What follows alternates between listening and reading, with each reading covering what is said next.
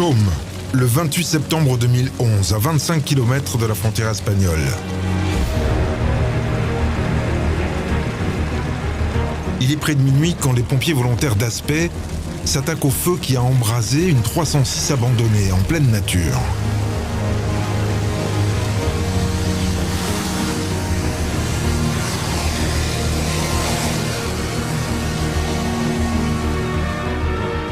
Le maréchal des logis Bernard Marty se rend sur place.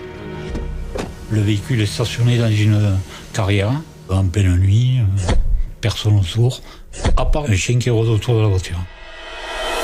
Une voiture cramée, on a l'impression qu'elle est blanche, parce que toute la peinture est partie.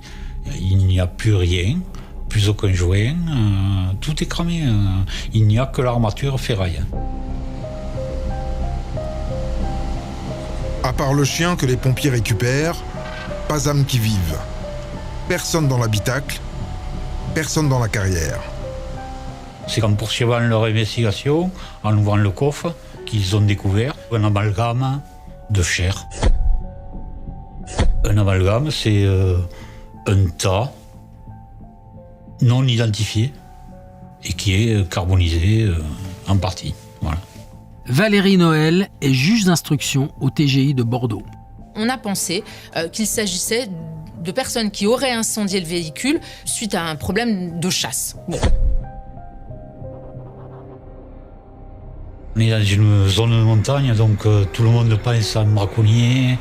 Donc ils envisagent que ce soit une bête qui est dans le coffre. C'est la raison pour laquelle il faut intervenir un vétérinaire pour identifier cette bête.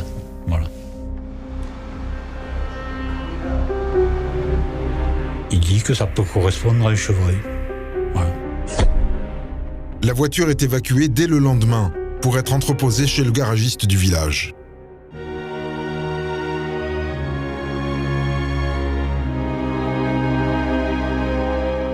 Dominique, elle est à qui cette voiture? Un chasseur, un braconnier? En tout cas, elle n'est pas inscrite au fichier des véhicules volés. On va l'identifier grâce à son numéro d'immatriculation. Et elle appartient à cet homme-là. Il s'appelle Jacques Serrail. Il aura 59 ans dans 2 jours. C'est un chauffeur routier qui vit seul. Et surtout, il habite très loin d'ici. Il habite à Besançon. C'est à 900 km. Et le Labrador, le chien qu'on a retrouvé à côté de la voiture, c'est son chien. Il s'appelle Lucky. Et il est identifié grâce à son tatouage. Et il dit quoi, Serrail, à propos de ce barbecue? Alors, à sa dernière adresse personnelle, il est introuvable. Mais il ne figure pas au fichier des personnes recherchées. Mystère. Les gendarmes vont aller voir dans les fichiers et il a un stick. Il a une condamnation au système de traitement des infractions constatées. Il est connu. Condamné pour quoi? Pour trafic de stupéfiants et transport d'armes. 7 ans auparavant. En fait, c'était une mule, c'était un gars qui passait de la drogue dans son camion. Il était condamné à 6 ans. Il a effectué cette peine de 2004 à 2010. Et au moment donc, où on le recherche, ça fait moins d'1 an qu'il est sorti de prison. Ce qui ouvre une nouvelle piste, somme toute assez banale, si près de la frontière espagnole. L'hypothèse des stupéfiants semble bonne. Depuis sa sortie de prison 1 an plus tôt, Jacques Serrail s'est bien relancé dans les affaires, avec un peu d'appréhension. John Levray est un ami de Jacques Serrail. Il dit que le milieu a bien changé. Maintenant, c'est compliqué avec les jeunes qui font des go fast, avec des opportunistes qui, eux, vont braquer directement ceux qui transportent parce qu'ils connaissent ça. Ils les interceptent, ils les braquent, ils prennent leurs marchandises, et même ils peuvent des fois aussi les cogner, quoi. Hein. Donc, il a peur de ça, Jacques.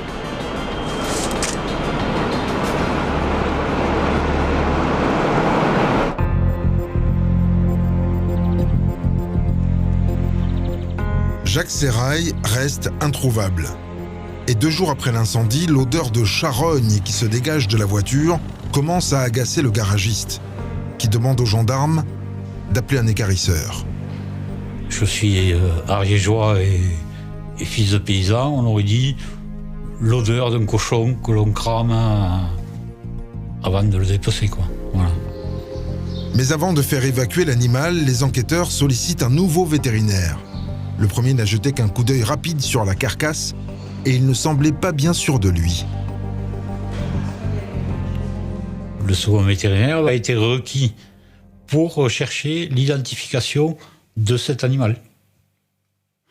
Par la boucle d'oreille, si c'est un chien, peut-être il y a un collier. Il bouge cet amalgame, il le sort, il le dépose sur le haillon arrière. Ça leur pète au nez d'entrée parce qu'ils ont de suite aperçu le crâne. Un crâne humain. Et bientôt, une montre, attachée à ce qui reste d'un poignet. C'est au TIC, aux techniciens en investigation criminelle, de prendre le relais. Première chose qu'on voit, on voyait un trou dans le crâne. On pouvait supposer qu'il avait été abattu par une balle. Non.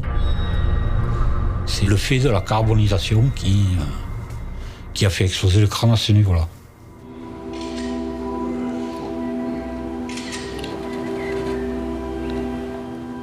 Et je veux absolument figer tout ce que je peux voir au travers des photos que j'ai pu faire.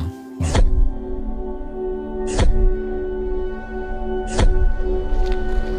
Dans un véhicule cramé, il existe toujours des endroits qui ne sont pas cramés.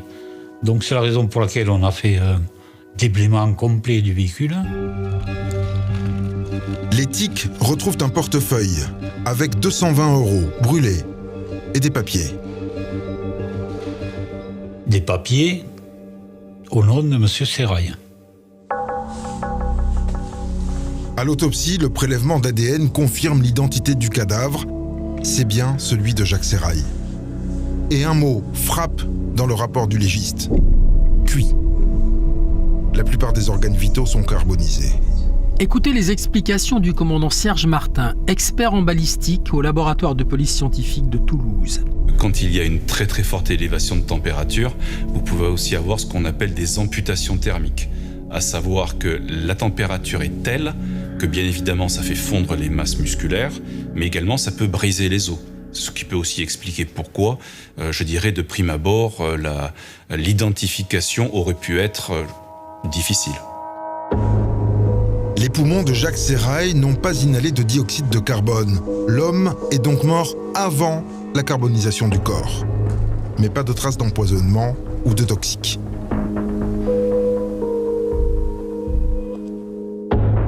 La radiographie du cadavre révèle 5 projectiles métalliques au niveau de l'épaule droite et 8 dans l'abdomen. Ce sont en fait des petites balles, ce qu'on appelle des chevrotines. Et il y a également ce qu'on appelle une bourre à jupe. C'est un élément aussi de cartouche de chasse. En mesurant le diamètre de cette bourre à jupe, nous avons pu déterminer qu'il y avait utilisation d'au moins une arme de calibre 12 de chasse. Jacques Serrail a été abattu de 2 tirs de chevrotine avant d'être incinéré dans le coffre de sa voiture. La juge d'instruction, Valérie Noël. On a un mode opératoire apparent qui est celui du grand banditisme. C'est ce qu'on appelle, alors désolé pour ce mot un petit peu barbare, on appelle ça un barbecue, voilà. C'est un mode opératoire qui est connu dans les cités nord de Marseille et qui souvent est apparenté à un règlement de compte avec des personnes qui auraient carotté, comme on dit, le dealer, etc. Bon, on règle son compte à celui qui ne s'est pas bien comporté en l'enfermant dans un coffre de voiture et en brûlant la voiture.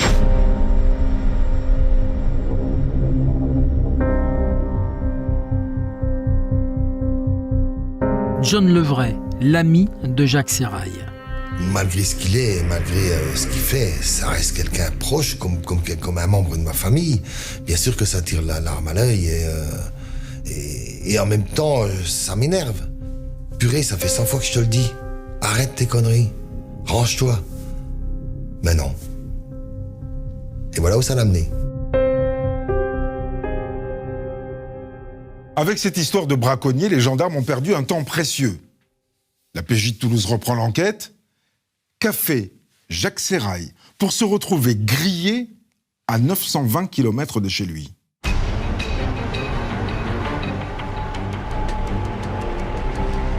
Jacques Serrail vivait dans l'Est, à Ronchamp, à 1 heure de Besançon.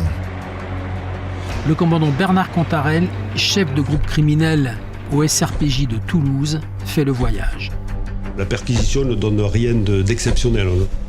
C'est le domicile de M. Tout-le-Monde. C'est un appartement au-dessus d'un bar qui lui appartient, qu'il exploitait à une certaine période, dans les années 90 encore, mais qu'il n'exploite plus parce qu'il a fait pas mal de séjours en prison et qu'il n'y a personne pour l'exploiter. C'est à cette époque, quand il tenait son bar, que Jacques Sérail a fait la connaissance de John. Les deux hommes sont vite devenus inséparables. J'ai trouvé un type formidable, agréable, loin d'être con, avec qui j'avais de belles conversations, on refaisait le monde, on parlait de politique, on parlait d'un tas de choses, et puis il connaissait plein de pays dans le monde, il avait déjà roulé sa bosse. Chauffeur routier, Jacques Sérail a bourlingué pendant des années dans toute l'Europe. À 40 ans, il a embarqué John, plus jeune que lui de 15 ans.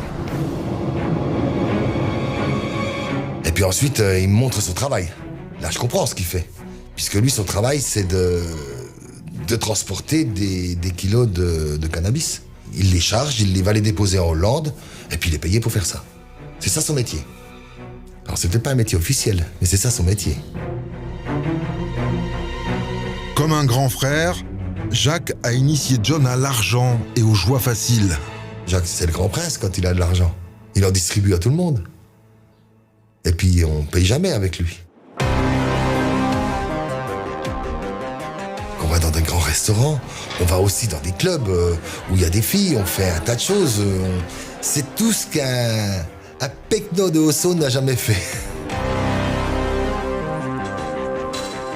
John vit un été d'agape et de plaisir, puis il reprend sa vie quotidienne. Et inévitablement, Jacques finit par tomber. Une première, puis une deuxième fois pour trafic de stupéfiants. En 20 ans, Sérail en a passé 15 en prison. À sa libération, il rentre chez lui dans l'Est. Mais il reprend le business. Il recontinue dans ça. Alors que moi, je lui dis, mais purée Jacques, t'as le bar, et arrête tes conneries. Le commandant Christophe Miette, du SRPJ de Toulouse. Il a fait son temps, maintenant il a passé le cap de la cinquantaine, il sort de prison, il a besoin de se refaire une santé financière. Pour lui, il faut des gros coups tout de suite. Encore 2-3 fois, puis après je suis à l'abri, et puis vous les mettez à l'abri ces gosses. Qu'ils aient chacun une maison, qu'ils aient chacun quelque chose. Il travaille pour une équipe de Nîmes. Pour cela, il descend à Nîmes une fois par mois. Il loue là un semi-remorque. Il descend à Alicante et il récupère la came, qui est de la résine de cannabis, qu'il planque soit sous le siège conducteur, soit dans la cabine. Et il repasse la frontière comme ça, il ne s'était jamais fait attraper. Il redescend en général une semaine après avec son propre véhicule pour se faire payer. Et il se fait payer 100 € le kilo. On s'aperçoit qu'il fait une entrée moyenne à chaque voyage entre 15 000 et 20 000 euros par voyage, à hauteur de 3-4 voyages via l'Espagne par mois. Jacques Sérail mène bon train, mais le métier est devenu dangereux et il n'emmène plus large. Il s'était confié, il avait dit à un ami qu'il s'était fait braquer par une équipe concurrente de Besançon. Il s'était fait braquer, il s'était fait piquer tout son chargement. Et c'est pour ça qu'il cherchait une arme, dernièrement, pour se protéger.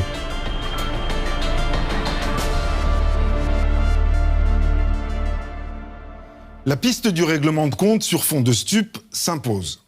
Alors les policiers toulousains activent leurs indices pour remonter le réseau de Jacques Sérail, ses fournisseurs, ses clients. Quand tout à coup, un autre personnage vient se glisser dans le schéma des enquêteurs.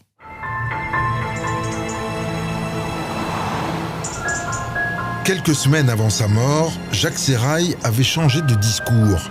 Il voulait se ranger, arrêter le trafic et reprendre son bar pour couler des jours paisibles avec son grand amour. Il y a 2-3 personnes qui sont parfaitement au courant de l'existence de cette jeune femme. Et il s'était confié auprès d'eux et il leur avait dit qu'il était tombé amoureux d'une jeune femme dans le sud-ouest de la France, une jeune femme qui ne s'entendait plus avec son mari, qu'il voyait dans les hôtels, qu'il appelait mon petit caviar. Il me dit que c'est une jolie femme, doit être un peu plus jeune que lui, il me semble. Et c'est tout à fait ce qu'il attend, que là, vous allez voir, les gars, je vais ramener une femme, vous allez baver devant, elle est jolie. Voilà. Il comptait la ramener sur Ronchamp pour vivre avec elle et même pour exploiter le bar avec elle. Et il y a même un témoin qui nous dit que son arrivée était imminente. Il pensait même qu'il était descendu dans le sud-ouest pour la ramener. Qui est donc ce petit caviar dont personne ne connaît le nom ? Cette femme, sait-elle quelque chose sur la mort de Seraï ? La réponse ne va pas tarder. Le travail que les policiers mènent dans le milieu de la drogue paye. 5 semaines après le début de l'enquête, un de leurs tontons leur livre d'autres informations. La juge d'instruction, Valérie Noël. Ce témoin sous X nous parle non seulement des stupéfiants, mais nous parle également de cette femme dont il serait amoureux et nous donne un surnom, Jaffa, Safat, on ne sait pas trop. Mais nous parle également de cette femme ayant un compagnon potentiellement très jaloux. Donc voilà, une autre piste s'ouvre, celle qui serait la piste amoureuse, celle du règlement de compte amoureux. Jaffa, Safa, l'indique n'en sait pas plus. Mais ce nom fait tilt chez les policiers. Il leur revient un détail relevé pendant la perquisition chez Jacques Seraï. Un petit bout de papier qui au départ n'a pas d'importance parce qu'il est saisi au milieu d'un lot de papier. Et ce petit papier, c'est un numéro de téléphone et le nom de Shafat. Shafat Abdallah, 35 ans, la propriétaire de la ligne téléphonique. Et ça colle. Elle habite bien dans le sud-ouest de la France, à Caser. C'est une femme qui ne travaille pas, qui élève ses enfants, 3 filles. Elle héberge son compagnon qui ne travaille pas vraiment. Ils sont au RSA, je crois. Le compagnon de Shafat Abdallah s'appelle Sylvain Rouviot. Il a 46 ans. Il n'est pas inconnu des services de police. Sylvain Rouviot est tombé pour plusieurs braquages, recels, port d'armes illégales et mise en danger de la vie d'autrui. L'homme a déjà été condamné à 4 ans de prison. Et lors de sa dernière détention, il a passé 1 an à la maison d'arrêt de Tarascon, comme Jacques Seraï. Voilà le fil. Les policiers viennent de relier la victime à 2 personnages bigrement intéressants, Shafat Abdallah et Sylvain Rouviot. Dominique, les policiers ont 2 nouveaux noms. Et dans ce dossier, où il n'y a pas d'ADN puisque tout a brûlé, est-ce que la téléphonie va parler ? D'abord, elle prouve que Rouviot et Seraï se connaissent très bien. Ils ont été en contact dans les semaines qui ont précédé le meurtre. D'ailleurs, la veille du meurtre, ils se sont appelés une fois. Le jour du meurtre, ils se sont appelés une fois et ils ont échangé un texto. Et la question que se posent les enquêteurs, c'est pourquoi ? Est-ce qu'ils se donnaient rendez-vous ? Est-ce qu'ils avaient l'intention de se voir ? Et du côté de Shafat Abdallah, que donne le croisement de sa ligne avec celle de Jacques Seraï ? Alors là, il y a encore plus d'échanges téléphoniques. Pour le seul mois de septembre, ils ont eu l'un et l'autre 51 contacts. Le jour du meurtre, ils se sont parlé 5 fois au téléphone. La dernière fois, il était 18h02 et Jacques Seraï se trouvait à 40 km de Caser, le domicile du couple. Et alors Seraï, de quand date son dernier appel ? Alors son dernier appel, c'est le 28 à 19h24. Son dernier point GPS, c'est le même jour à 19h53. Il est en train de rouler vers Caser et ensuite, le même jour, 22h31, son téléphone cesse d'émettre. Et les téléphones de Rouviot et de Shafat Abdallah ? Alors, entre la dernière géolocalisation de la victime, on l'a dit, 19h53, et le moment de la découverte de la voiture, leurs téléphones à tous les 2 sont éteints, c'est-à-dire qu'ils sont coupés au moment du crime. La dernière borne qu'ils déclenchent, c'est à 19h05, près de chez eux, comme le téléphone de la victime.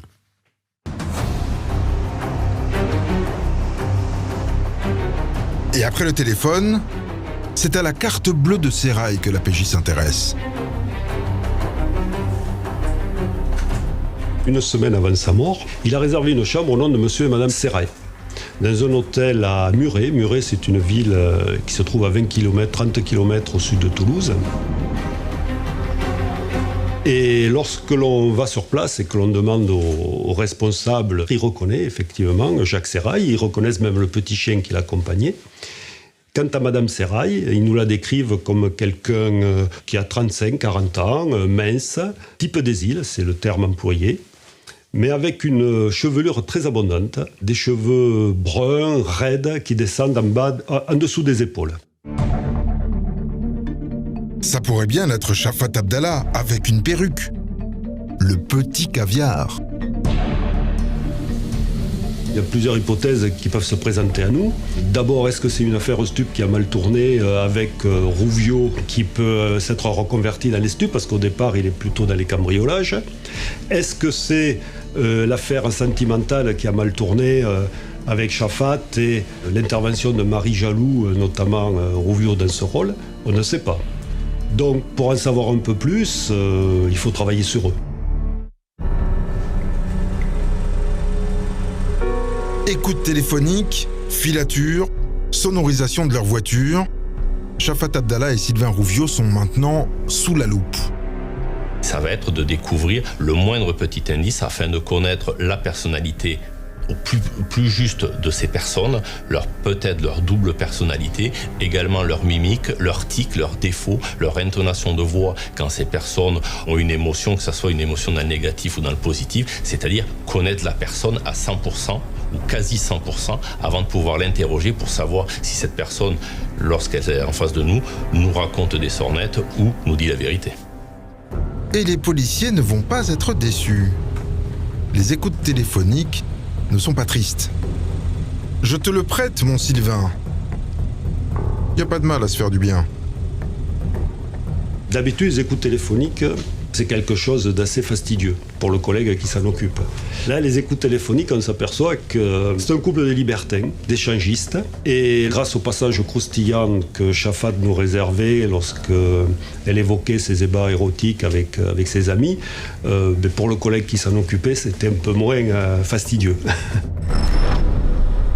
On se rend compte également qu'elle est aussi sur des sites de rencontres et elle organise des soirées libertines, échangistes. On se dit en tout cas que Sylvain Rouviot est d'une certaine façon sous cette emprise-là. Le gars fanfaronne. Si t'as envie de cul, je suis ton homme. Sur les écoutes et sur les SMS, il est très en attente d'aventures sexuelles avec elle. Et donc, voilà, c'est quand même, ça occupe beaucoup leur esprit. Le sexe au centre de la vie du couple. Et l'argent aussi. Ou plutôt, le recel. Sylvain Rouviot, c'est un petit ascar sur le retour qui vit énormément de cambriolage et de revente pour avoir de l'argent facile dans des points de vente tels que Cash Converters ou autres de la région. C'est du petit larcin pour vivre au quotidien et pour alimenter, la marmite tout simplement. Les cambriolages ne sont pas de haute volée. C'est pas du cambriolage avec du repérage longtemps à l'avance. Il s'attaque à des maisons isolées, mais il se fait déposer par elle et elle vient le rechercher parce qu'il faut qu'elle garde les enfants. Donc c'est vrai que ça fait un petit peu pied nickelé, effectivement. Des libertins cambrioleurs à la petite semaine. Mais rien sur le meurtre de Sérail. Quand après des mois de surveillance, une fameuse émission de télévision vient titiller tout à coup les amoureux. Dans le courant de l'été, il y a la rediffusion d'un Fait entrer l'accusé qui agite un petit peu les esprits, puisque dans ce Fait entrer l'accusé, il est question de l'ancien compagnon de Shafat Abdallah. Et ces écoutes montrent que tout le monde s'agite.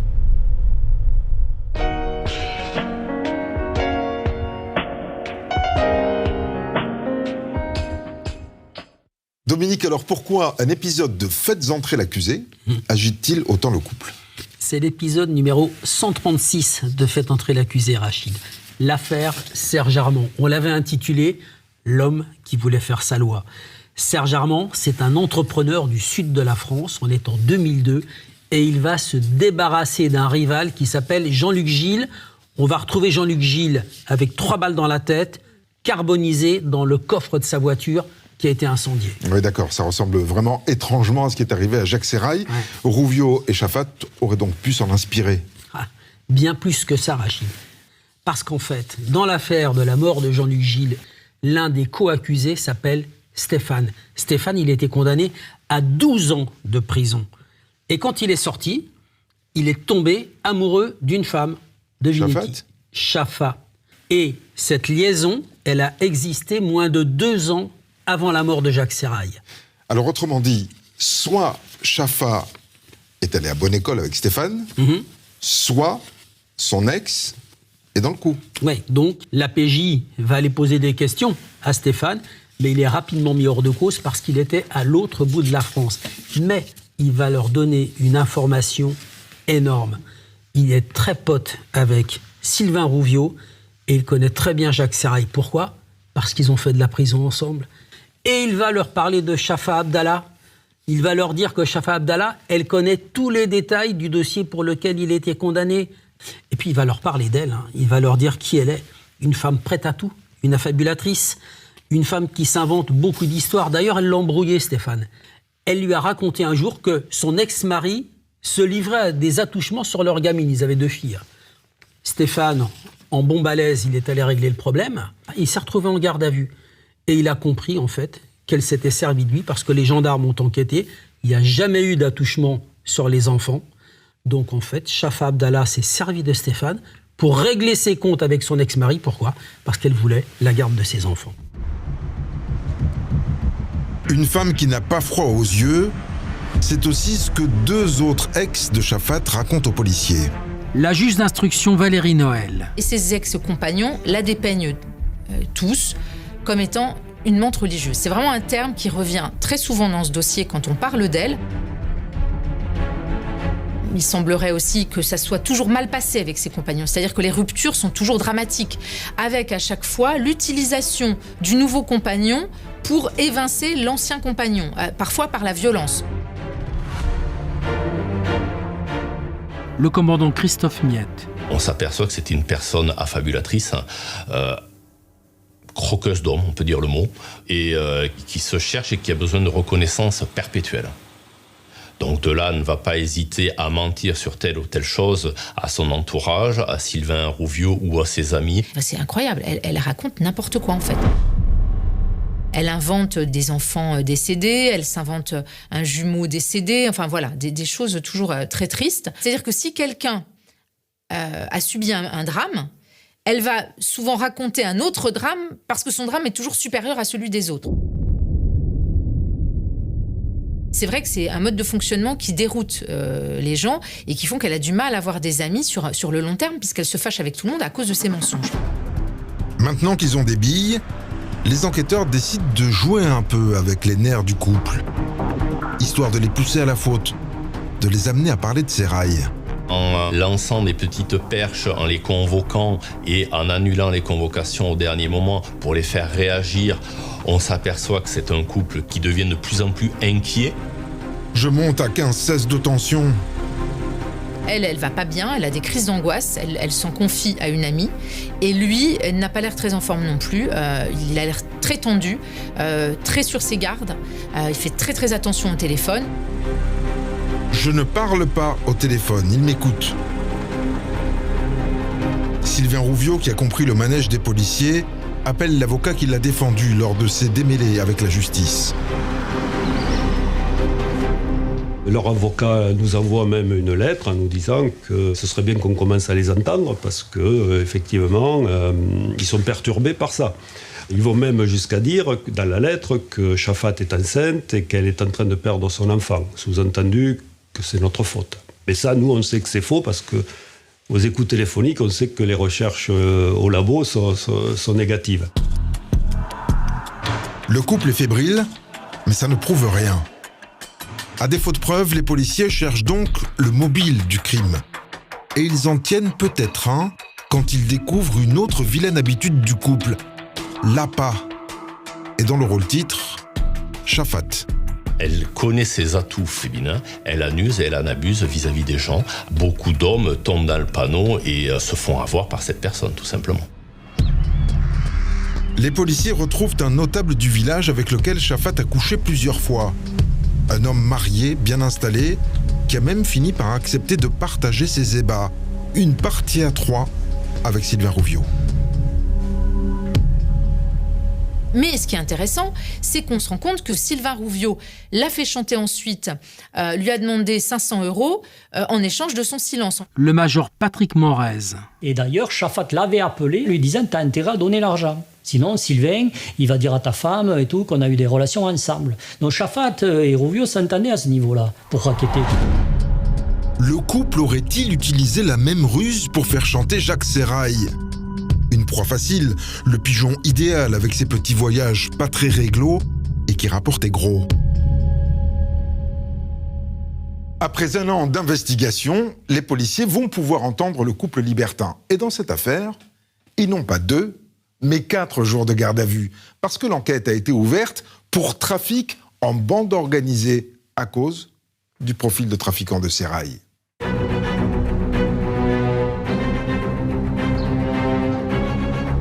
9 octobre 2012, 10h du matin.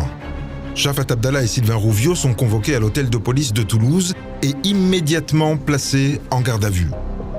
L'enquêteur chargé d'interroger Chafat Abdallah découvre une femme théâtrale. Elle connaît parfaitement son jeu, elle sait où il faut tendre pour manipuler les gens et en particulier les hommes. Elle sait les positions à adopter, à tenir physiquement, les postures quand il faut, jouer sur les regards, l'intonation de voix. Chafat joue la femme naïve, perdue. C'est de l'incompréhension, oui, non, peut-être, je ne m'en souviens plus, ça remonte à 1 an, et jouer avec ça et sur l'oubli, c'est du passé, donc c'est forcément pas vrai ou c'est bénin comme les éléments que vous m'apportez dans un premier temps. Sylvain Rouviot, lui, est d'un tout autre calibre. Il a déjà eu affaire à la justice. Moi, je le sens sur la défensive, agressif. Il n'est pas loin de me retourner l'écran de l'ordinateur par terre. Ça se passe très mal au départ. Donc, il y a la présence quand même de l'avocat qui le tempère un peu. Mais sinon, on sent quelqu'un de très impulsif. Rouviot explique que c'est un co-détenu qui lui a présenté Chafat à sa sortie de prison. Il dit, voilà, moi je l'ai rencontré comme ça, on s'est mis à ménage. Donc ça, c'est la première audition qui se déroule comme ça, mais on n'arrive pas à rentrer dans l'enquête, en fin de compte. Il se cabre dès qu'on avance sur des éléments qu'on a. Le commandant Bernard Cantarel. Rouviot, c'est quelqu'un qui est rompu aux mesures de garde à vue. Donc on sait qu'avec lui, ce sera long et qu'il ne va pas y venir comme ça. Quant à Chafat, on a commencé à cerner un peu sa personnalité et on se dit que pour sauver sa peau, elle peut balancer Rouviot. Les flics cuisinent Chafat. Pourquoi rencontrait-elle Jacques Sérail en cachette dans des hôtels ? Elle reconnaît à minima, c'est Jacques Sérail qui s'est mépris sur les intentions de Chafat et qu'elle n'a jamais eu l'intention d'aller vivre avec lui sur Ronchamp et d'établir une relation solide, amoureuse avec Jacques Sérail, la victime. Elle va nous dire que moi, je lui avais donné rendez-vous dans ses communications téléphoniques à Caser pour lui dire que tout était fini entre nous, que je ne voulais pas aller à Ronchamp. Dans l'autre pièce, Patrick Manresa oppose Sylvain Rouviot aux déclarations de Chafat. J'ai dit, Chafat a reconnu qu'elle avait une liaison avec Sérail, qu'elle avait même fait l'amour avec Sérail chez vous, alors que vous étiez dans la chambre à coucher au-dessus. Ils ont fait l'amour dans votre maison. Et là, il me regarde, il devient blanc comme un linge. Il n'arrive plus à parler, il suffoque, il veut un verre d'eau, donc un collègue va lui chercher un verre d'eau. Et je sens qu'il a pris un coup de massue derrière la tête. Là, franchement, il est anéanti et il veut arrêter l'audition. Et là, il se lève, je veux plus parler, vous vous démerdez, si la juge veut me voir, elle me fait venir, j'ai plus rien à vous dire. Au 3e jour, Rouviot tient encore bon. Mais face aux éléments de téléphonie, Chafat lâche tout ce qu'elle sait sur la mort de Sérail. Elle raconte qu'ils s'étaient donné rendez-vous tous les deux le soir vers 19h30, 20h au camping de Caser. Elle était en train de s'y rendre à bord de son véhicule toute seule lorsqu'elle a vu arriver Rouviot Et Rouviot l'a arrêté, l'a obligé de rentrer à son domicile et il est reparti. Et elle raconte une chose hallucinante d'ailleurs.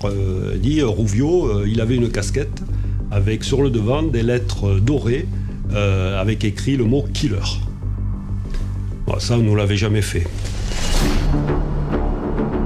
Chafat explique que Rouviot est parti en furie dans la nuit. Au bout de 3 heures, il est rentré, très menaçant. Il est énervé, il se douche, il est stressé et il sera même stressé les 3 jours suivants. Elle ne dit rien de plus, mais elle laisse supposer que Rouviot a dû peut-être faire quelque chose avec ses rails.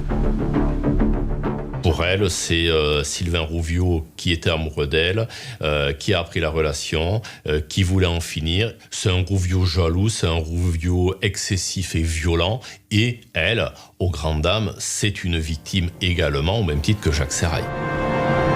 On voit bien qu'elle avance pour se sauver elle et puis pour laisser Rouviot dans la panade. Face aux accusations de Chafat Abdallah, Rouviot est bien obligé de répondre. Et là, d'un coup, de toute façon, je pense que c'était tout ce qu'il avait accumulé à ces 4 derniers jours. Il dit, de toute façon, maintenant, je vais vous en donner des précisions. La nuit de la mort de Jacques Sérail, Sylvain Rouviot devait cambrioler une maison où Chafat l'avait déposé en voiture. Il dit, j'avais ma sacoche avec des outils, marteau, burin, et il dit, dans une sacoche, j'avais mon fusil à canon scié, qui était chambré de 3 cartouches chevrotines. Je dis, mais pourquoi vous prenez un fusil? Elle me dit, mais c'était juste comme ça, voilà, c'est au cas où, mais je l'amène jamais, il me dit, sur les vols et fractions. Finalement, Rouviot ne sent pas le coup et ne cambriole pas la maison. Il attend donc que Chafat revienne le chercher. Et il dit, là, elle arrive, elle descend de voiture, elle a l'air affolée. Il dit, puis elle a une légère griffure au visage. Et là, elle me dit, Sylvain, il faut que tu viennes m'aider. Il dit, moi, je monte dans la voiture, et il dit, je vois que le fusil est sorti de la housse. Et je vois que les cartouches ont été tirées. Chafat l'emmène à la Tounis, un ancien camp de vacances abandonné. Là, Sylvain Rouviot voit la voiture de Jacques Sérail. On descend de la voiture et il dit, et là je vois le corps de Jacques allongé face contre terre, côté passager. Et là il y a du sang et il dit, là je comprends qu'il est mort. Et là Chafat, il faut que tu m'aides, il faut que tu m'aides. Et là il dit, elle ouvre le coffre donc, de la 306 et dit, il faut qu'on mette le corps dedans. Il dit, moi de toute façon, j'ai réagi comme un automate, on l'a chargé à 2 parce qu'il était lourd, on l'a mis dans le coffre de la voiture. Et là Chafat elle me dit, il faut qu'on se débarrasse du corps, il faut qu'on aille faire brûler la voiture en Espagne. Finalement, à 25 km de la frontière espagnole, le couple s'arrête dans une carrière et enflamme la voiture.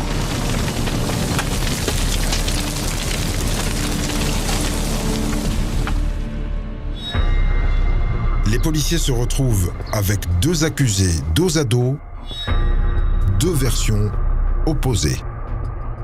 Il sait qu'il est acculé et il se dit, je ne vais pas partir tout seul sur cette affaire. Alors, bien sûr, il dit que c'est elle qui a tiré. Nous, naturellement, on se dit 50-50, les deux sont mouillés d'une façon ou d'une autre, les deux sont mouillés. Mais nous, après, on n'a plus qu'à tirer la ficelle. Je veux dire, on a déjà des éléments qu'on va pouvoir exploiter après pour la poursuite de l'enquête.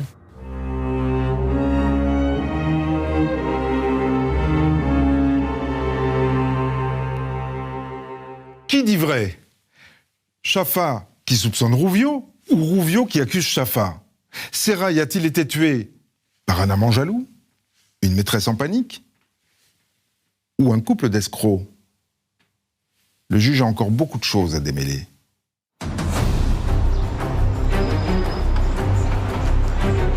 Comme en garde à vue, Chafat raconte à la juge qu'elle n'a rien fait. Le soir de la mort de Jacques Sérail, elle avait rendez-vous avec lui pour mettre fin à leur relation, mais Sylvain Rouviot l'en a empêché. Et elle finit par m'expliquer une histoire complètement abracadabrante, qu'en fait elle est rentrée de course ou je ne sais quoi, et que Sylvain Rouviot était dans une voiture noire avec un autre individu et qu'il y avait une course-poursuite dans le village. Alors, une course-poursuite à Casères, comment vous dire, c'est impossible qu'on n'en ait pas connaissance, parce que c'est quand même petit, et elle nous dépeint une scène digne de Taxi à Marseille.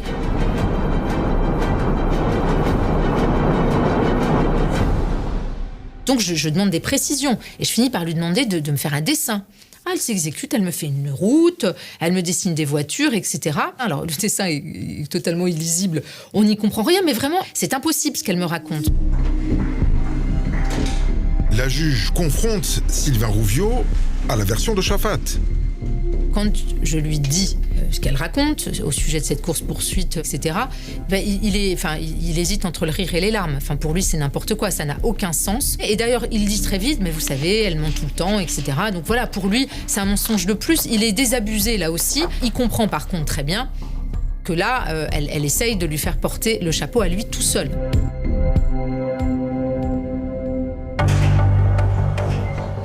Pour prouver sa bonne foi, Rouviot dit à la juge qu'il peut apporter des éléments qui conforteront sa version.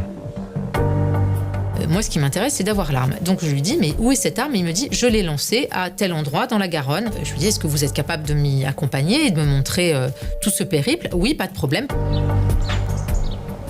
Donc, je lui propose un transport sur les lieux en me disant, bon, l'arme, je n'ai aucune chance de la retrouver. Une arme dans la Garonne, ça va être compliqué.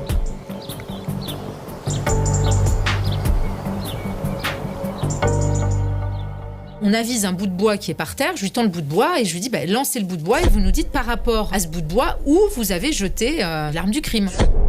Et donc il jette le bout de bois et il me dit voilà, c'est à peu près 3 mètres à droite. Et on crie aux pompiers 3 mètres à droite, il plonge et il se passe même pas 3 minutes, ils sortent en brandissant l'arme. Donc là franchement on est très contents.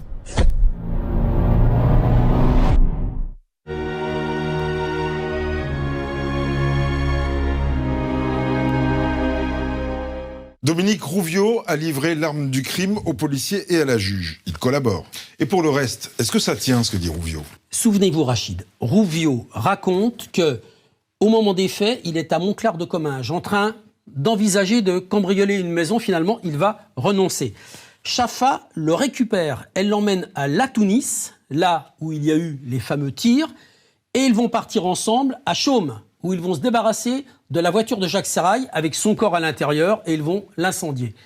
Ce que vont faire les enquêteurs, c'est vérifier et chronométrer tous les trajets en s'intéressant tout particulièrement à celui-là, Montclar, La Tounis. Et dans cette zone, ils ont été vus ? Vus non, mais entendus, oui. Des voisins ont entendu ce soir-là plusieurs tirs, le cri d'une femme et moins de 5 minutes après, c'est important Rachid, 2 voitures qui sont parties.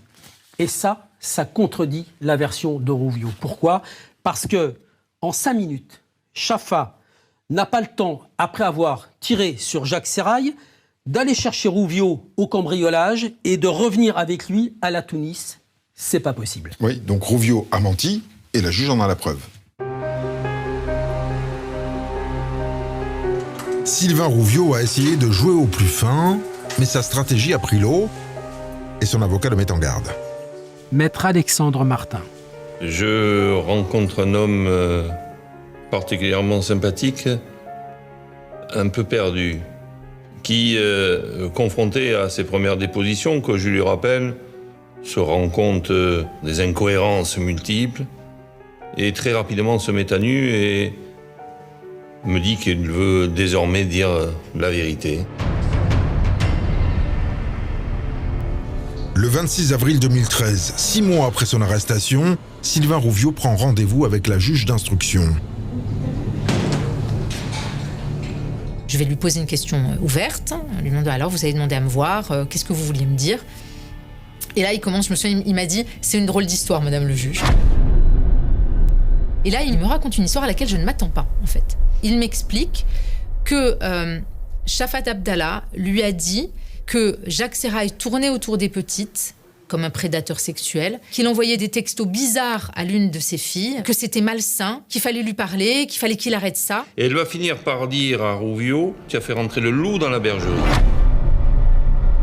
En gros, elle va lui faire rentrer dans la tête que Rouviot, en faisant venir, cet ami qui venait parfois et qu'il rencontrait régulièrement, il a fait rentrer un pédophile dans la maison qui risque de s'en prendre à une des filles de Chafat.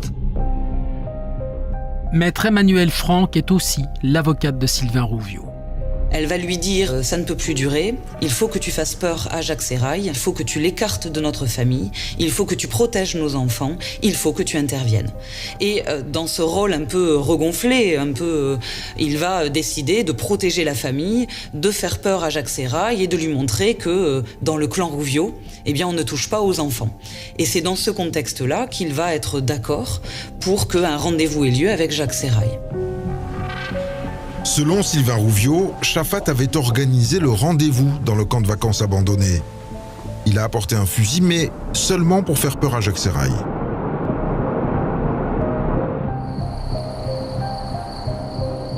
Il me dit, et là, rien ne s'est passé comme prévu. J'ai vu 2 éclairs dans la voiture. Elle aurait fait usage d'un taser immédiatement sur Jacques Sérail sans qu'il y ait eu la moindre discussion possible. Ils se sont mis à hurler tous les deux dans la voiture. Elle est sortie en me disant « il m'a frappé, tire bébé, tire ». Pour faire peur à Jacques Sérail, il tire dans la vitre explose. À ce moment-là, Jacques Sérail sort son arme de poing et fait feu vers Sylvain Rouviot qui riposte en tirant au jugé, en tirant 2 fois. Et là, il tombe au sol. Sylvain Rouviot a abattu Jacques Sérail. Et immédiatement, Chafat Abdallah s'est occupé de tout.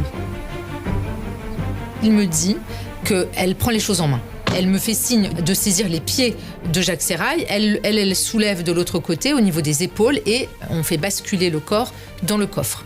Et il me dit qu'elle prend la commande des opérations. Lui, il est complètement perdu. Il est tétanisé par ce qu'il vient de commettre, en fait. Les amants diaboliques partent en convoi. Elle, devant, dans sa voiture, avec le chien de Jacques. Lui, dans la voiture de Jacques, avec le cadavre à l'arrière.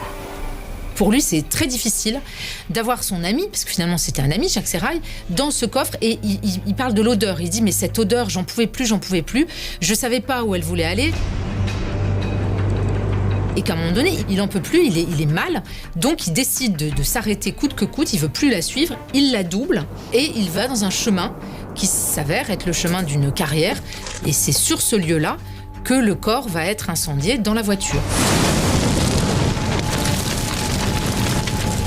Puis le couple brûle ses vêtements et se change. Car Chafat avait tout prévu. Ils se sont habillés avec les vêtements neufs et propres et sont rentrés à la maison. Et il explique qu'il était très très perturbé par tout ça et qu'elle lui a dit « maintenant on est liés pour la vie ». Il s'aperçoit finalement qu'il a donné la mort à un ami, à un compagnon de tôle, parce qu'il a été manipulé. Et il se dit, mais qu'est-ce que j'ai fait? Tout en assumant le tir matériellement, il est complètement démonté. Et ça se manifeste par des larmes et une culpabilité sincère et qui s'affiche physiquement dans le bureau de la juge. Je ne sais pas à ce moment-là ce qu'il me dit, est-ce que c'est sincère, pas sincère, mais il est très ému. Il est vraiment très ému. En fait, il est à la fois affligé et en même temps, il paraît soulagé.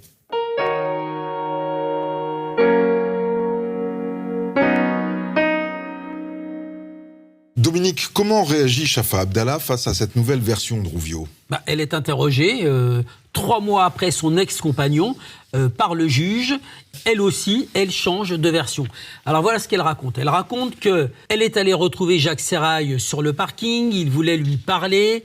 En fait, il lui faisait une déclaration. Il lui demandait de venir vivre avec elle à Besançon.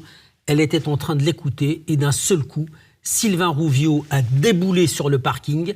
Les 2 hommes se sont embrouillés. Rouviot avait une arme, c'est ce qu'elle raconte au juge. Il a tiré sur Jacques Sérail. Elle est sortie de la voiture. Elle a entendu des coups de feu. Et quand elle s'est relevée, Jacques Sérail était mort. Et pour la suite, alors le chargement du corps dans le coffre, la crémation, qu'est-ce qu'elle dit ? C'est Rouviot. C'est toujours Rouviot. C'est lui qui charge le corps de Jacques Sérail dans la voiture. C'est lui qui conduit la voiture. Elle est obligée de suivre dans l'autre voiture. C'est lui qui va jusqu'à Chaumes et qui, là, va incendier la voiture avec le corps de Jacques Sérail à l'intérieur. Non, d'après ce qu'elle dit, elle n'a rien fait. Mais alors pourquoi est-ce qu'elle ne l'a pas dénoncé tout de suite ? Parce qu'elle pète de trouille. Elle raconte qu'elle est pétrifiée. Ils reviennent ensemble dans la voiture. Rouviot la menace. Elle, il menace ses filles et lui dit « Si tu parles, je te colle sur le trottoir ».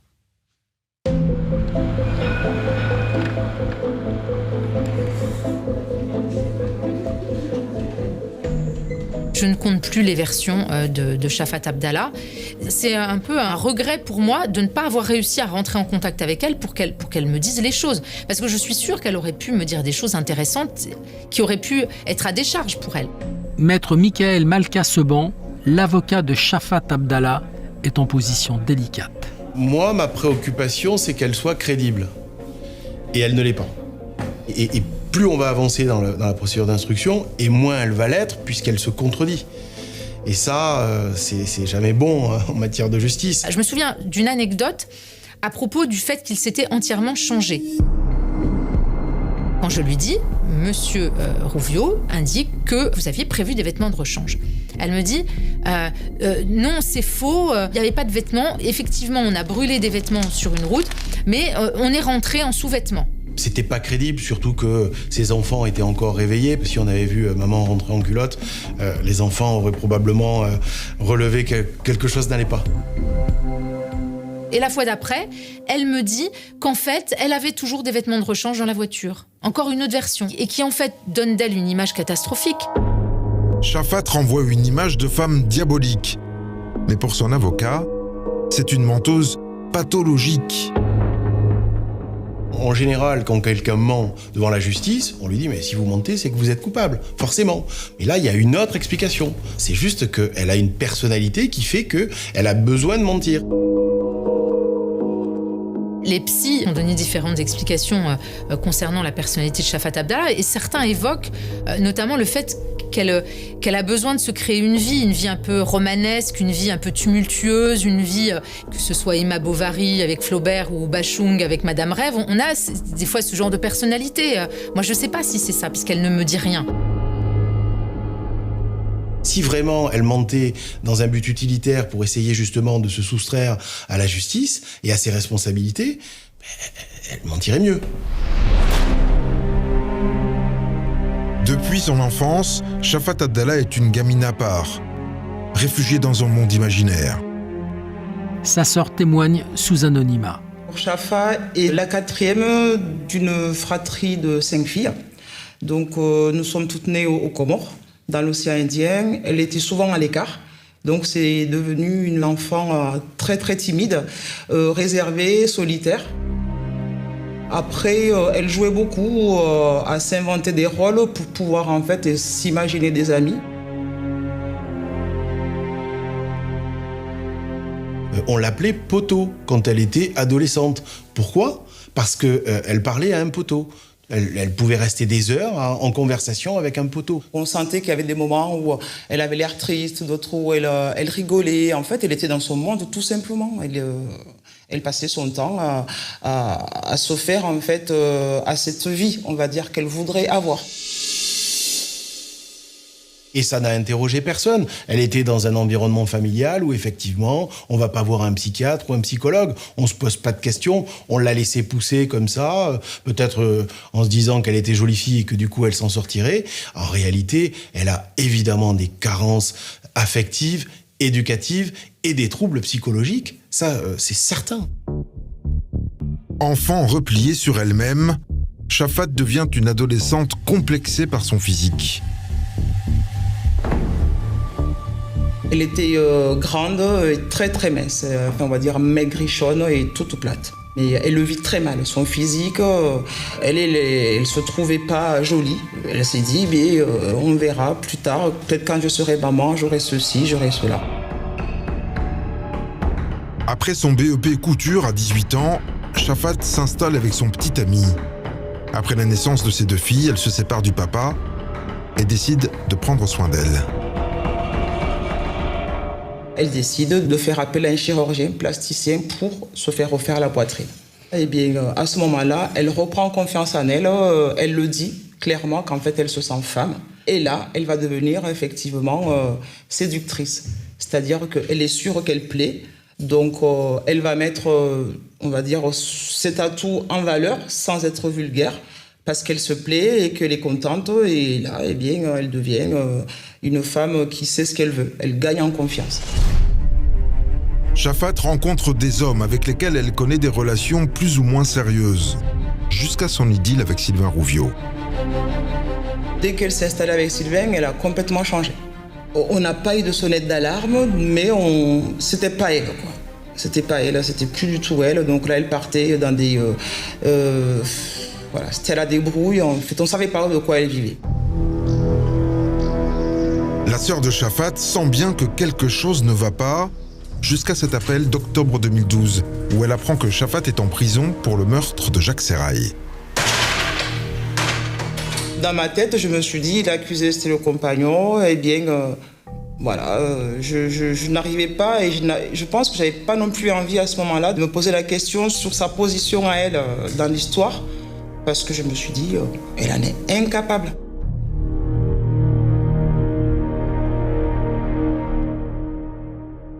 Pour y voir plus clair, la juge d'instruction organise une reconstitution avec tous les protagonistes. Les 2 suspects, les policiers, les experts et les avocats. Et les 2 suspects restent fidèles à eux-mêmes.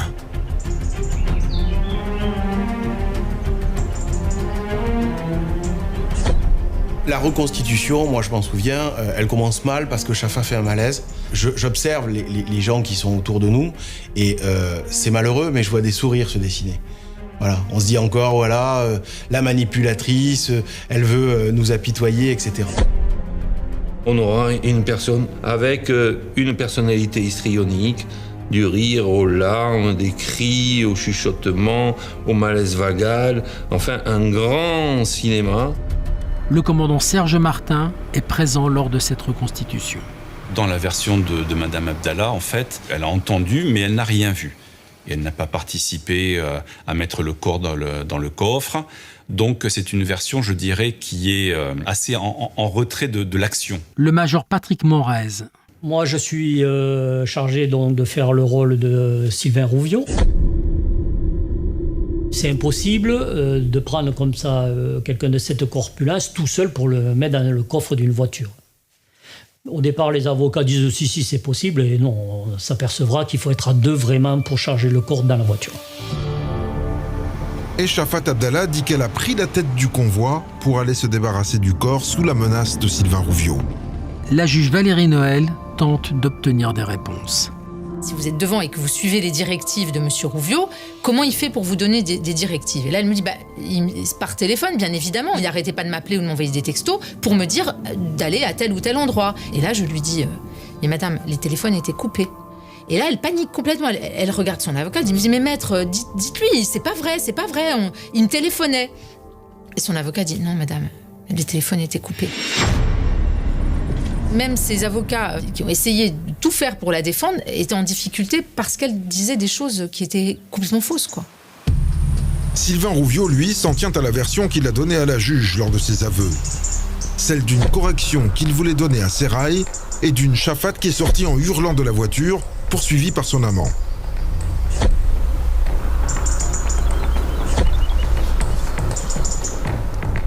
Et à ce moment-là, la victime sortirait une arme de poing et menacerait donc M. Rouviot. La victime tire une fois en direction de M. Rouviot. M. Rouviot riposte avec son fusil de chasse, ne touche pas la victime. Il se rapproche. 2e tir, qui serait celui qui aurait touché la partie gauche du thorax. M. Rouviot se rapproche encore de la victime. La victime lui tourne le dos et serait plus ou moins penché vers l'avant. Et à ce moment-là, 3e tir de M. Rouviot au niveau de l'épaule. On avait un tir qui était donné, selon les médecins légistes, de bas en haut, avec un angle d'environ une 15aine de degrés. Et effectivement, lorsqu'on fait nos mesures sur la personne qui représente la victime, on a un angle sensiblement de l'ordre de 15 degrés. Cette version est compatible avec les éléments retrouvés sur les lieux ou sur la victime. Maître Emmanuelle Franck, l'avocate de Sylvain Rouviot. Lorsqu'il dit « j'ai tiré dans la vitre du véhicule », on retrouve des bris de verre. Lorsqu'il dit « nous avons brûlé nos vêtements à tel endroit », on retrouve de mémoire des éléments de calcinés encore à cet endroit-là. Donc c'est important, dans la défense de Sylvain Rouviot, de se rendre compte que tout ce qui peut être vérifié est vérifié et corrobore ce qu'il dit. Tout se vérifie, enfin presque. L'arme avec laquelle Jacques Sérail aurait menacé Sylvain Rouviot n'a pas été retrouvée. Un élément important pour l'avocat de Shafat Abdallah, maître Michael Malka-Seba. L'arme de Sérail a-t-elle existé?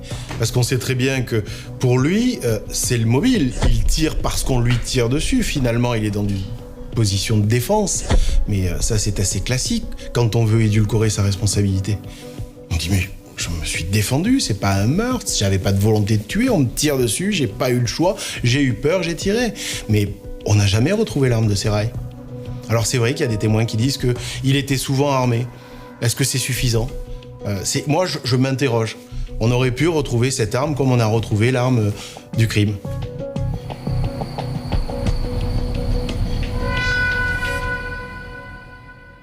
C'est sur ces deux versions totalement opposées que Shafat Abdallah et Sylvain Rouviot sont renvoyés devant les assises. Deux accusés qui vont devoir convaincre la cour que le mensonge est dans l'autre camp. Mais alors qui les jurés vont-ils croire?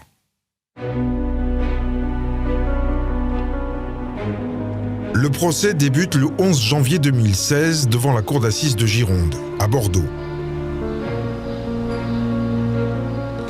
C'est la menthe religieuse de Caser qui attire tous les regards. Frédéric Abella, journaliste à la Dépêche du Midi, suit le procès.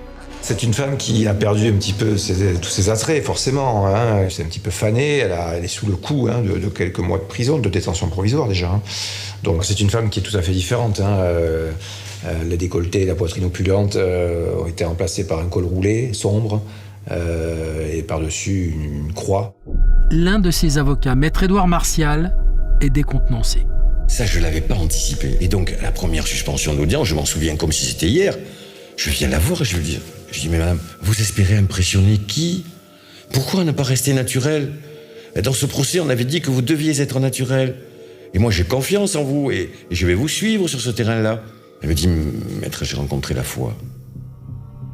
Donc, j'avais plus de discussion possible. Et l'impression que ça a fait sur les jurés, c'était absolument extraordinaire parce que juste derrière, on entend dès le début de l'audience qu'elle est menteuse, en fait, tous les défauts, et puis ce qu'elle fait des hommes. Donc en une heure, le portrait de Madame Shafat portant une croix sur son plastron de col roulé noir, ça dégringole. Et là, il faut ramer. Assis aux côtés de Shafat Abdallah, Sylvain Rouviot fait une toute autre impression. Sylvain Rouviot, c'est quelqu'un de très naturel, c'est quelqu'un qui s'exprime avec un accent méridional très prononcé, comme s'il sortait un petit peu d'un roman de Pagnol, quoi. Il est un peu brut comme ça, avec ses gros bras, mais c'est un personnage attachant. Ses avocats comptent sur le côté sympathique et bonhomme, un bon bougre qui est entré dans la délinquance à cause d'une famille violente. Ses avocats dressent son histoire. Très vite, il va être dressé à voler. Et donc, on va très vite lui apprendre à chaparder, mais quand je dis on, c'est le papa, qui va très vite voir l'intérêt qu'a ce gamin, qui est petit, et qui, comme il est petit, peut rentrer dans des petites fenêtres pour aller faire des cambriolages, et donc on va, dès le plus jeune âge, lui donner les codes de la délinquance, et lui apprendre à être un bon délinquant. Et tu seras un bon délinquant, mon fils. Et puis, il va développer ses activités qui ne sont pas du grand banditisme. Que les choses soient claires, c'est des petits vols à la petite semaine. Enfin, c'est misérable dans le niveau de la délinquance. Mais Sylvain Rouviot passe tout de même quelques années en prison, jusqu'à ce qu'il rencontre Shafat Abdallah, la copine d'un ancien codétenu. Elle est bien foutue, elle est hypersexuée, elle attire les hommes, elle a cette réputation qui tourne dans la maison d'arrêt de Tarascon. Et Rouviot qui est... et c'est pas péjoratif. Petit, un peu bien portant, va réussir à séduire cette femme. Sur certaines photos de l'époque, il est à son bras comme si c'était un trophée. Shafat Abdallah, c'est la réussite de l'homme qui est au bras d'une femme magnifique que tout le monde convoite. Avec la fierté qui est la sienne d'avoir cette femme, on va voir très rapidement qu'elle aura de l'emprise sur lui. Pour moi, ça n'est pas possible. Je ne vois pas comment une jeune femme, qu'elle soit la plus jolie du monde, peut parvenir à, de janvier à septembre, faire basculer quelqu'un qui est un ancien taulard, qui est conscient des dangers qu'il encourt sur une affaire de meurtre, à aller le convaincre d'aller tuer quelqu'un. Bien évidemment, je ne crois pas du tout à Monsieur Rouviot le toutou de service et le toutou de madame. Ça, je n'y ai jamais cru. C'est pas quelqu'un qui est habitué à se laisser manipuler de cette sorte, même par le sexe, dont il dit qu'il est extrêmement dépendant. Il a voulu nous faire croire au cours de l'information judiciaire qu'il était une marionnette. Mais c'est pas du tout ce que disent les témoins. Les témoins de personnalité, son ex-compagne, disent qu'il était extrêmement violent, jaloux, soupçonneux, et que c'est quelqu'un qui a un gros caractère. La sœur de Shafat assiste à l'audience.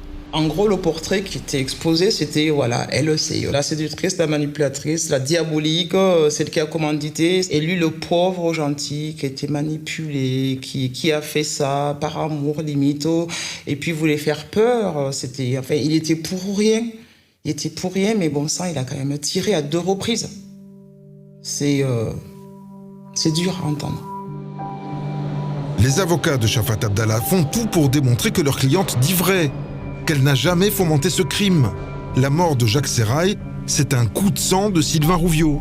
Les avocats de Shafat Abdallah ne lâchent rien. Sylvain Rouviot, quand je l'interroge, je lui dis « Mais vous étiez venu pour tuer Jacques Sérail ?» Il me dit « Mais pas du tout. Est-ce que vous saviez que vous alliez tirer ?» « Mais pas du tout. Quel est l'élément déclencheur ?» C'est parce qu'il m'a tiré dessus, ce qu'il ne pouvait absolument pas savoir.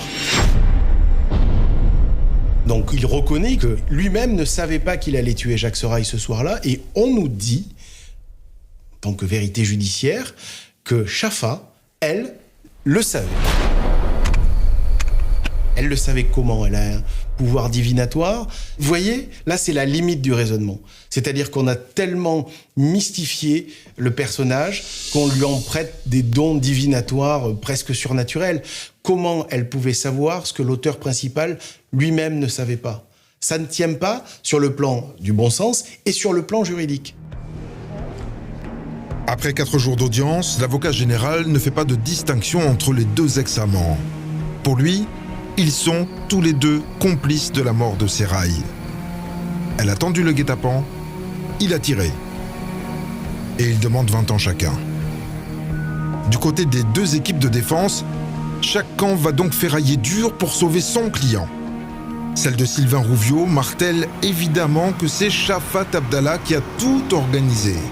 On se retrouve dans cette forêt à ce rendez-vous avec les 3 protagonistes qui viennent tous pour des raisons différentes. C'est-à-dire que vous avez Jacques Sérail qui est appelé par Shafat Abdallah. Lui, il vient pour un rendez-vous amoureux. Vous avez Shafat Abdallah qui, elle, vient pour 2 choses. Elle vient pour dire à Jacques Sérail, maintenant c'est terminé, va-t'en, je ne partirai pas avec toi. Mais elle indique à Sylvain Rouviot qu'elle vient pour lui dire d'arrêter d'harceler sa fille et d'avoir des propos déplacés à l'égard de sa fille. Et vous avez un Sylvain Rouviot qui, lui, alors n'est pas au courant que c'est l'amant de Shafat Abdallah, qui n'est pas au courant que cette histoire de pédophilie est fausse, et lui, il vient pour, à un moment donné, faire peur à Jacques Sérail. Et donc vous avez 3 protagonistes qui viennent pour des raisons complètement différentes, et la seule personne qui connaît tous les tenants et les aboutissants de la venue de tout le monde, c'est Shafat Abdallah. En réponse, l'avocat qui suit Shafat Abdallah depuis le début de l'affaire et qui connaît bien cette femme explique que ce costume de manipulatrice machiavélique est bien trop grand pour elle. Je pense pas qu'elle ait eu, je ne sais pas comment le dire, mais si, parlons clairement, l'intelligence, elle n'était pas suffisamment maligne pour fomenter quelque chose comme ce qu'on lui reproche. Contrairement à d'autres, moi, je n'accuse pas l'un pour sortir celui que je défends, et j'essaie de faire passer cette idée que cette femme, elle n'a strictement aucune raison de tuer Jacques Sérail. Je demande aux jurés de constater qu'il y a à minima un doute et on plaide l'acquittement avec la plus grande vigueur parce qu'on est convaincu qu'il n'y a pas suffisamment d'éléments à charge pour la condamner. Mais ça ne marchera pas. Au bout d'une demi-heure, je lis dans le regard des jurés que je suis en train de plaider pour une femme qui est une manipulatrice, qui est une hystérique, qui est une mythomane et qui est le diable en personne. Après 4 heures de délibéré, le verdict. Là, le verdict, j'aurais voulu qu'il le répète parce que je me suis dit, c'est pas possible. Là, à ce moment-là, lui, il prend 20 ans, elle a 18. Et je me dis, c'est pas possible. Et les avocats me rassurent en me disant, ne vous inquiétez pas, on va faire appel.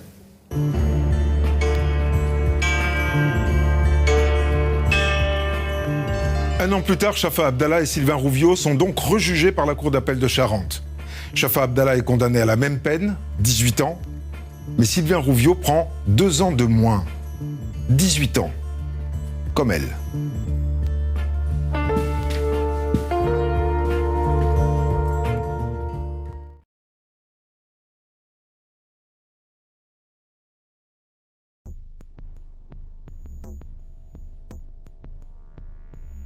Entre 2001 et 2012, aux États-Unis, une série de crimes reste longtemps difficile à relier malgré plusieurs disparitions survenues dans différents États. Contrairement à de nombreux tueurs en série dont les actes suivent des schémas géographiques ou comportementaux facilement identifiables, cette affaire se distingue par une méthode pensée pour éviter précisément ce type de détection. Pendant des années, les crimes restent fragmentés, séparés par les distances, l'absence de lien évident entre les victimes et une organisation particulièrement rigoureuse. Au centre de cette affaire se trouve Israel Kay, dont le nom devient progressivement associé à l'idée d'un criminel méthodique ayant cherché à transformer la mobilité, l'anonymat et la préparation logistique en outils d'effacement. Très vite, l'affaire dépasse la simple succession de crimes pour devenir un exemple de planification criminelle poussée, fondée sur l'anticipation et la réduction maximale des traces. Ce qui frappe immédiatement les enquêteurs lorsqu'ils commencent à comprendre l'ampleur du dossier, ce n'est pas seulement la violence des actes, mais le niveau de préparation qui semble entourer chaque étape. Les déplacements, le choix des lieux, l'absence de lien apparent entre les victimes et l'utilisation de méthodes destinées à compliquer les enquêtes donnent à l'affaire une structure inhabituelle. L'impression dominante n'est donc pas celle d'un chaos criminel impulsif, mais celle d'un système organisé, construit pour fonctionner discrètement à travers le temps et l'espace. L'affaire bascule réellement en 2012 avec la disparition de Samantha Koenig en Alaska. Dans un premier temps, les autorités traitent l'événement comme une enquête de disparition grave, mobilisant rapidement des ressources afin de comprendre les circonstances de l'enlèvement et de retrouver la victime. Les premières recherches suivent une logique classique, collecte de témoignages, vérification des déplacements et analyse des éléments de surveillance disponibles. Très vite, certains indices montrent cependant que l'affaire pourrait être plus complexe qu'une disparition isolée. Les enquêteurs observent des éléments suggérant une préparation importante et une capacité à agir rapidement tout en limitant les traces directes. Cette impression devient plus forte à mesure que l'enquête progresse et que certains comportements apparaissent particulièrement calculés. Lorsqu'Israel Kay devient le principal suspect, les autorités commencent progressivement à découvrir un profil très différent de celui observé dans de nombreuses affaires similaires. Son mode de vie mobile, ses déplacements fréquents et sa capacité à maintenir une apparence ordinaire compliquent considérablement l'analyse initiale. Rien, dans son image extérieure, ne permet immédiatement de comprendre l'ampleur potentielle des crimes. L'enquête prend alors une dimension nouvelle. Les autorités ne cherchent plus uniquement à résoudre un enlèvement récent, mais à déterminer si l'affaire révèle une activité criminelle beaucoup plus vaste. Cette possibilité transforme complètement la perception du dossier, car elle suggère l'existence d'un système construit sur plusieurs années. Les premiers interrogatoires et les éléments collectés commencent à révéler une caractéristique centrale de l'affaire, la planification. Les enquêteurs découvrent progressivement que certains actes semblent avoir été préparés longtemps à l'avance, parfois à travers des déplacements anticipés, des choix géographiques précis et des méthodes destinées à limiter les connexions entre les crimes. Cette logique rend l'enquête particulièrement complexe, car elle réduit les schémas habituellement utilisés pour relier différentes affaires criminelles. La médiatisation augmente rapidement lorsque cette dimension commence à apparaître publiquement. Le public découvre alors non seulement un suspect, mais la possibilité qu'une série de crimes ait pu rester cachée grâce à une organisation méthodique et à l'absence apparente de logique visible. Cette idée provoque un malaise particulier, car elle remet en question la capacité des enquêtes classiques à détecter certains profils extrêmement préparés. À mesure que les informations émergent, une réalité inquiétante se dessine. Pendant des années, plusieurs crimes auraient pu rester séparés simplement parce qu'ils avaient été conçus pour ne jamais sembler liés. L'affaire cesse alors d'être celle d'un seul enlèvement. Elle devient la découverte progressive d'un système criminel pensé pour rester fragmenté, et donc difficilement visible dans son ensemble. Après l'arrestation de Israel Kay en 2012, l'enquête change immédiatement d'échelle. Les autorités ne cherchent plus seulement à résoudre la disparition de Samantha Koenig, mais à déterminer si elles viennent de mettre fin à une activité criminelle beaucoup plus vaste. Très rapidement, les interrogatoires et les éléments matériels recueillis commencent à révéler une structure méthodique qui distingue profondément cette affaire d'autres dossiers de tueurs en série. Les enquêteurs découvrent progressivement un fonctionnement construit autour de l'anticipation et de la mobilité. Contrairement à de nombreux criminels qui agissent dans des zones géographiques limitées ou selon des habitudes facilement identifiables, Kay semble avoir organisé ses déplacements et ses actions de manière à éviter précisément la formation de schémas détectables. Cette stratégie complique fortement le travail des autorités, car elle disperse les indices à travers plusieurs États et sur une longue période. Un élément particulièrement marquant est l'existence de préparations réalisées longtemps avant certains crimes. Les enquêteurs apprennent que des objets et du matériel auraient été dissimulés à différents endroits afin de pouvoir être utilisés ultérieurement. Cette logique de préparation à distance renforce l'impression d'une activité criminelle pensée comme un système organisé plutôt que comme une succession d'actes impulsifs. Les interrogatoires révèlent également une volonté constante de contrôler l'information. Kay fournit certains détails tout en limitant volontairement d'autres aspects, créant une relation complexe avec les enquêteurs. Cette attitude oblige les autorités à vérifier minutieusement chaque déclaration et à croiser les aveux avec les preuves matérielles disponibles. Le dossier se construit alors dans un mélange d'informations reconnues, de zones d'ombre et de crimes potentiellement non résolus. À mesure que les éléments s'accumulent, les enquêteurs comprennent que la méthode utilisée reposait largement sur l'absence de liens apparents entre les victimes et les lieux. Les crimes semblent avoir été conçus pour empêcher la formation d'un profil clair. Les victimes ne présentaient pas nécessairement de caractéristiques communes évidentes, les régions concernées étaient éloignées les unes des autres et les périodes entre certains actes rendaient les connexions encore plus difficiles à établir. Cette absence de schéma visible devient l'un des aspects les plus inquiétants de l'affaire. Elle remet en question certains réflexes classiques des enquêtes criminelles, souvent basés sur la répétition de comportements ou sur la proximité géographique. Ici, la fragmentation elle-même semble avoir été utilisée comme stratégie de dissimulation. La médiatisation augmente rapidement lorsque cette dimension commence à être connue du public. L'affaire provoque un malaise particulier parce qu'elle donne l'impression d'un criminel ayant étudié les mécanismes d'enquête afin de réduire les risques de détection. Beaucoup d'observateurs sont frappés non seulement par les crimes, mais par la patience et la préparation qui paraissent les entourer. Les autorités poursuivent néanmoins une logique rigoureuse. Elles cherchent à stabiliser les informations, à identifier les victimes potentielles et à distinguer les faits vérifiables des déclarations impossibles à confirmer complètement. Cette tâche est rendue difficile par la dispersion géographique du dossier et par le nombre d'incertitudes restantes. À mesure que l'enquête progresse, une réalité devient claire. Pendant des années, plusieurs affaires ont probablement été perçues comme isolées simplement parce qu'elles avaient été organisées pour le sembler. L'affaire prend alors une dimension plus large. Elle ne révèle pas seulement des crimes, mais une méthode entière fondée sur la planification, l'anticipation et l'effacement des connexions visibles. À mesure que les enquêteurs approfondissent le dossier de Israel Kay, l'affaire prend une forme particulièrement complexe. Contrairement à d'autres enquêtes où les crimes peuvent être reliés progressivement grâce à des schémas répétitifs ou à une zone géographique stable, les autorités doivent ici reconstruire un parcours criminel éclaté à travers plusieurs États et sur plus d'une décennie. Cette dispersion transforme le dossier en une immense tentative de reconstitution où chaque information doit être reliée à d'autres éléments parfois très éloignés dans le temps et dans l'espace. Les interrogatoires jouent un rôle central dans cette phase, mais ils restent profondément ambigus. Kay fournit certains détails avec précision tout en refusant d'éclaircir d'autres aspects essentiels. Cette manière de contrôler les informations complique fortement le travail des enquêteurs, qui doivent constamment distinguer ce qui peut être vérifié de ce qui reste impossible à confirmer entièrement. L'enquête progresse donc dans une tension permanente entre révélations partielles et zones d'ombre persistantes.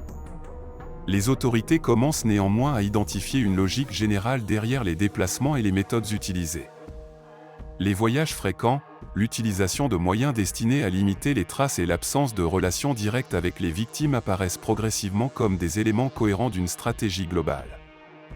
Cette cohérence renforce l'impression que la fragmentation des crimes n'était pas accidentelle, mais intégrée au fonctionnement même du système criminel. Un autre aspect important de cette phase concerne l'incertitude sur l'ampleur réelle du dossier.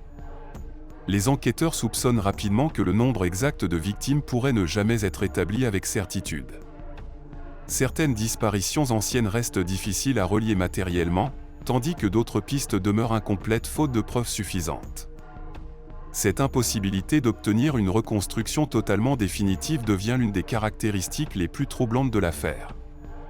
La médiatisation continue d'alimenter l'intérêt du public, mais la perception de l'affaire évolue progressivement. Elle n'est plus seulement vue comme une série de crimes particulièrement organisés, mais comme un exemple des limites auxquelles peuvent être confrontées les enquêtes lorsqu'un criminel construit précisément sa méthode pour empêcher les connexions visibles. Beaucoup d'analyses insistent alors sur la capacité de certains profils à exploiter les distances géographiques, les différences entre juridictions et le manque apparent de lien entre les affaires. Cette réflexion donne à l'affaire une dimension presque systémique.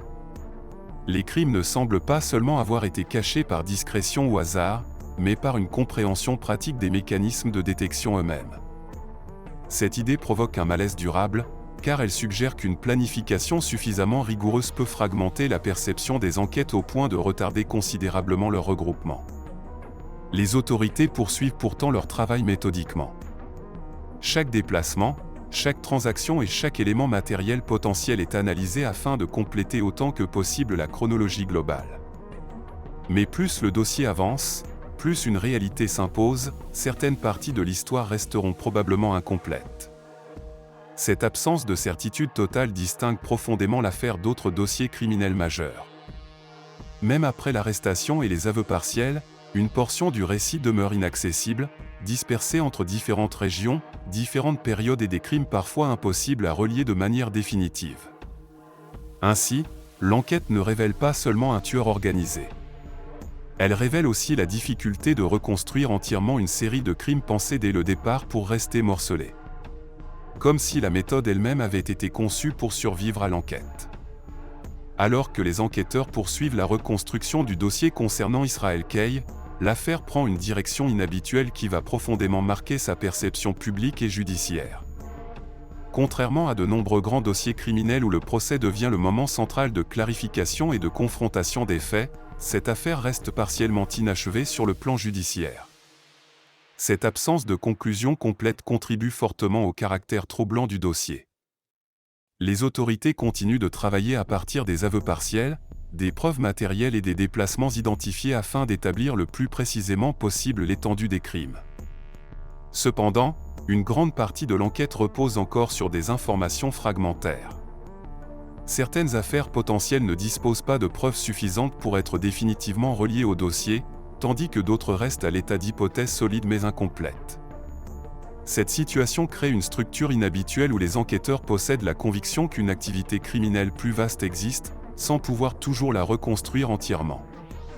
La mort de Kay en détention modifie brutalement cette dynamique. Avec elle disparaît une source centrale d'information, même partielle et contrôlée. Cette rupture empêche la tenue d'un procès complet capable de présenter publiquement l'ensemble du dossier et de confronter méthodiquement les éléments disponibles.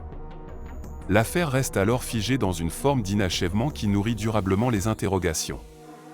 Ce point est essentiel pour comprendre l'impact de l'affaire.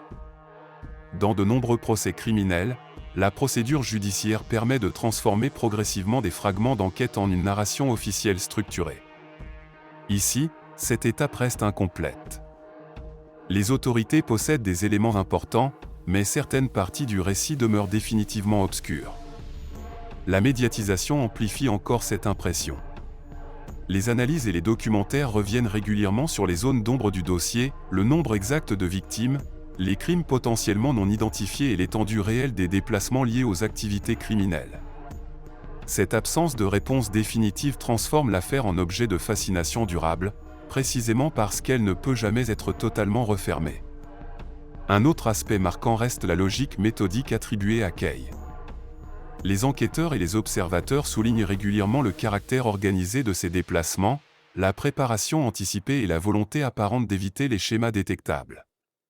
Cette dimension donne à l'affaire une portée particulière dans les discussions sur les méthodes criminelles modernes et sur les limites des systèmes d'enquête face à des profils fortement mobiles et préparés.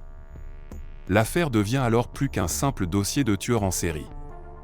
Elle apparaît comme une démonstration inquiétante de la manière dont la planification, la mobilité et la fragmentation géographique peuvent ralentir considérablement la compréhension globale d'une activité criminelle. Ce qui reste durablement dans la mémoire collective, ce n'est donc pas uniquement la violence des crimes, mais l'idée qu'une partie importante de l'histoire puisse rester inaccessible.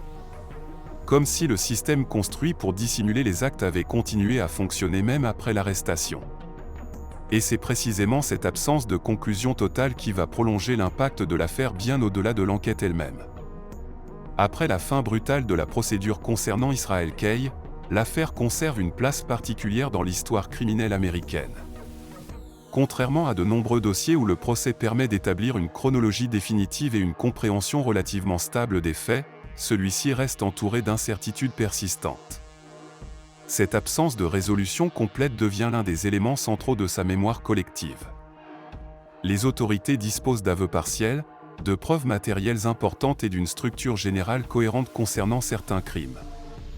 Pourtant, malgré ces éléments, l'ampleur exacte des activités criminelles reste impossible à déterminer avec certitude. Plusieurs enquêtes demeurent ouvertes ou incomplètes, et certaines disparitions continuent d'être examinées sans qu'un lien définitif puisse être juridiquement établi. Cette situation crée un sentiment inhabituel, même après l'arrestation, une partie du dossier semble rester dispersée dans le temps et à travers le territoire américain. La médiatisation contribue fortement à cette perception. Les analyses consacrées à l'affaire reviennent régulièrement sur le caractère méthodique des déplacements, sur l'organisation logistique et sur la volonté apparente d'éviter les connexions visibles entre les crimes. Cette dimension distingue profondément le dossier d'autres affaires criminelles célèbres, car elle donne l'impression d'un système pensé pour compliquer durablement le travail des enquêteurs. Avec le temps, l'affaire devient également un exemple souvent cité dans les discussions sur les limites des enquêtes criminelles modernes face à des profils extrêmement mobiles et organisés. Les distances géographiques, l'absence de schémas immédiatement détectables et la fragmentation des juridictions apparaissent comme des facteurs ayant contribué à ralentir la compréhension globale du dossier. Cette réflexion dépasse le cas individuel et touche plus largement à la manière dont certains crimes peuvent rester séparés lorsqu'aucun lien évident ne permet de les regrouper rapidement. Un autre aspect durable concerne le rapport entre visibilité et invisibilité. Contrairement à certains tueurs en série dont les comportements attirent progressivement l'attention, Kay semble avoir cherché précisément l'effacement, éviter les habitudes répétitives, limiter les connexions personnelles et réduire les traces directes. Cette logique renforce l'impression d'une criminalité construite autour de l'anticipation plutôt que de l'impulsion. L'affaire conserve donc une dimension profondément inquiétante, non seulement à cause des crimes eux-mêmes, mais parce qu'elle donne le sentiment qu'une organisation suffisamment rigoureuse peut rendre certaines activités criminelles extrêmement difficiles à percevoir dans leur ensemble. L'histoire d'Israel Kay possède une structure inhabituelle. Elle commence comme une enquête locale autour d'une disparition précise avant de révéler progressivement l'existence possible d'une série de crimes dispersés à travers plusieurs États et sur de nombreuses années. Pourtant, malgré l'arrestation et les aveux partiels, l'affaire ne parvient jamais à atteindre une forme de clôture complète. Cette absence de conclusion définitive est au cœur même de son impact durable. Les enquêteurs ont réussi à identifier une logique générale, une méthode fondée sur la mobilité, la préparation et la fragmentation géographique. Mais certaines parties du récit restent hors d'atteinte, comme si le système mis en place avait été conçu pour survivre même après sa découverte. Le dossier devient alors plus qu'une simple affaire criminelle. Il représente une réflexion inquiétante sur la capacité de certains individus à exploiter les limites pratiques des enquêtes modernes, distance immense, juridictions séparées, absence de liens visibles et mobilité constante.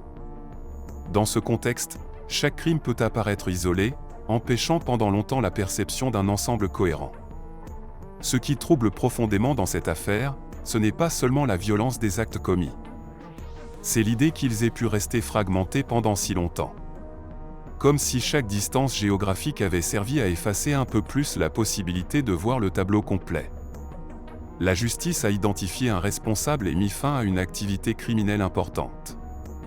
Mais elle n'a jamais pu reconstruire totalement l'histoire entière. Certaines victimes potentielles restent inconnues, certaines questions demeurent ouvertes et certaines connexions ne pourront probablement jamais être confirmées avec certitude. Ainsi, l'affaire reste marquée par une forme rare d'inachèvement. Car ici, même après l'arrestation, une partie du récit continue d'échapper à toute reconstruction définitive.